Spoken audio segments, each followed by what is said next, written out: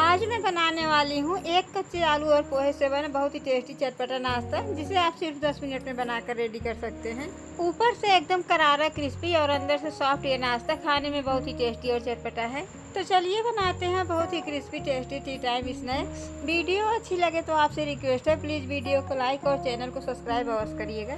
नाश्ता बनाने के लिए मैंने आधा कप पतला वाला पोहा लिया है। आपके पास पतला मोटा जो भी पोहा हो यूज कर सकते हैं। तो सबसे पहले इसे छन्नी में डालेंगे और छान लेंगे, जिससे इसमें जो भी गंदगी हो सब निकल जाए। पोहा बिल्कुल क्लीन है, तो इसे बहुत ज़्यादा छानने की ज़रूरत नहीं पड़ेगी। अब इसे मिक्सी के जार में डालेंगे और इसे बंद करके ग्राइंड करके इसका बिल्कुल महीन पाउडर बना लेंगे। मिक्सी को 2-3 बार रुक रुक कर चला दिया और ये बिल्कुल दरदरा सा पाउडर बनकर रेडी हो गया। अब इसी जार में आधा कप बेसन डाल देते हैं और इसी के साथ आधा कप पानी डाल देंगे। 1/4 चम्मच हल्दी पाउडर, 1/4 टीस्पून लाल मिर्च पाउडर और आधा चम्मच नमक ऐड करेंगे।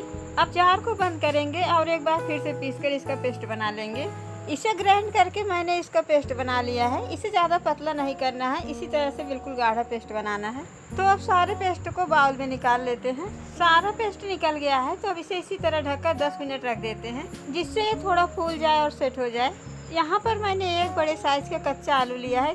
इसे छीलकर इसका छिलका निकालकर इसे पानी में डाल दिया है। अब लेंगे ग्रेटर और इसके सबसे छोटे वाले खाने से इसे ग्रेट कर लेंगे, जिससे इसके लच्छे बिल्कुल पतले पतले निकले। आलू ग्रेट हो गया है, तो अब इसे 2-3 बार अच्छे से धोकर साफ कर लेंगे, जिससे क्लीन हो जाए और इसका सारा स्टार्च निकल जाए।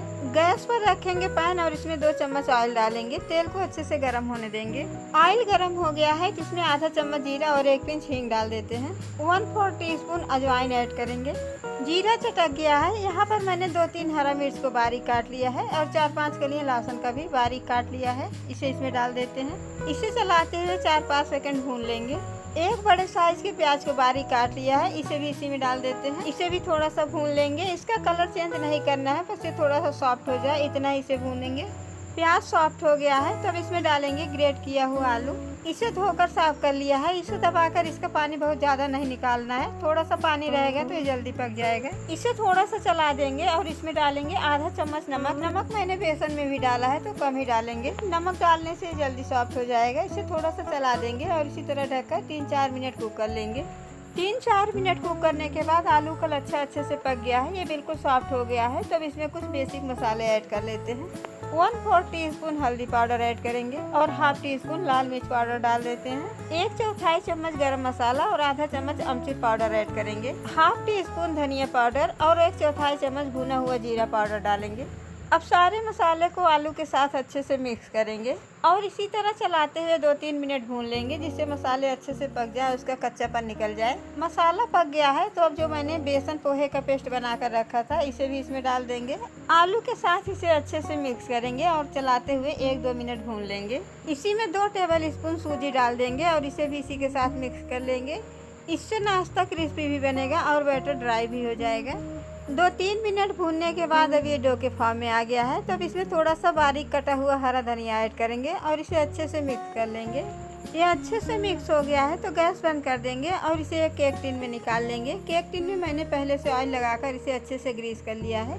तो अब इसमें सारा बैटर डाल देंगे और इसे स्पैचुला से दबा दबा कर अच्छे से सेट कर लेंगे। इसे चारों तरफ फैला देंगे और ऊपर से बिल्कुल बराबर और चिकना कर लेंगे। आप इसे कटोरी से भी दबाकर चिकना कर सकते हैं। ये बिल्कुल चिकना हो गया है, तो इसे इसी तरह रूम टेम्परेचर पर 10-15 मिनट रख देंगे, तो ये ठंडा भी हो जाएगा और अच्छे से सेट भी हो जाएगा। जब तक ये ठंडा हो रहा है, तब तक इसे फ्राई करने के लिए एक स्लरी बना लेते हैं। बाउल में 4 टेबल स्पून चावल का आटा लिया है। इसमें 1/4 टीस्पून हल्दी पाउडर डालेंगे। 1/4 चम्मच लाल मिर्च पाउडर ऐड करेंगे। 1/4 चम्मच नमक डालेंगे और थोड़ा सा कुटा हुआ लाल मिर्च ऐड करेंगे। थोड़ा सा बारीक कटा हुआ हरा धनिया डालेंगे। अब इसमें डालेंगे थोड़ा थोड़ा पानी और इसका पतला सा बैटर बनाएंगे। थोड़ा थोड़ा पानी डालकर इसे मैंने अच्छे से मिक्स कर लिया है। इसकी थिकनेस देखिए, ना ज़्यादा पतला है और ना ही ज़्यादा गाढ़ा। जो बैटर मैंने ट्रे में जमा कर रखा था, ये अच्छे से ठंडा हो गया है। तो अब इसे कट कर लेते हैं। इसे इस तरह से स्पैचुला से काटेंगे तो बहुत आसानी से कट जाता है।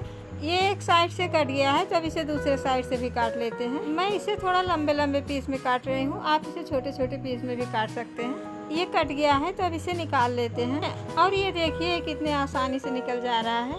तो सारे पीस को निकाल कर अलग अलग कर लेते हैं।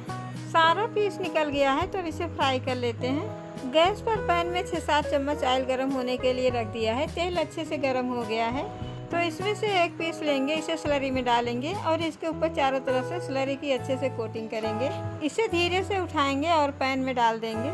इसी तरह से एक एक पीस में स्लरी की कोटिंग करते जाएंगे और इसे पैन में डालते जाएंगे।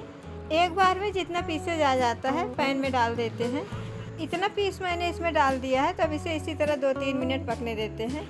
गैस को मीडियम फ्लेम पर रखेंगे। एक तरफ ये हो गया है तो इसे धीरे से पलट देंगे और इसे उलट पलट के अच्छा क्रिस्पी और गोल्डन ब्राउन होने तक फ्राई कर लेंगे। अब ये दोनों तरफ से गोल्डन ब्राउन और अच्छा क्रिस्पी हो गया है तो इसे निकाल लेंगे। इसके सारे तेल छान लेंगे और 1-2 करके इसे निकाल लेंगे। अब इसमें दूसरी बैच का नाश्ता भी डाल देंगे और सेम टाइप से इसे भी फ्राई कर लेंगे। ये एक तरफ हो गया है तो इसे पलट देंगे और उलट पलट के दोनों तरफ से अच्छा क्रिस्पी और गोल्डन ब्राउन होने तक फ्राई कर लेंगे।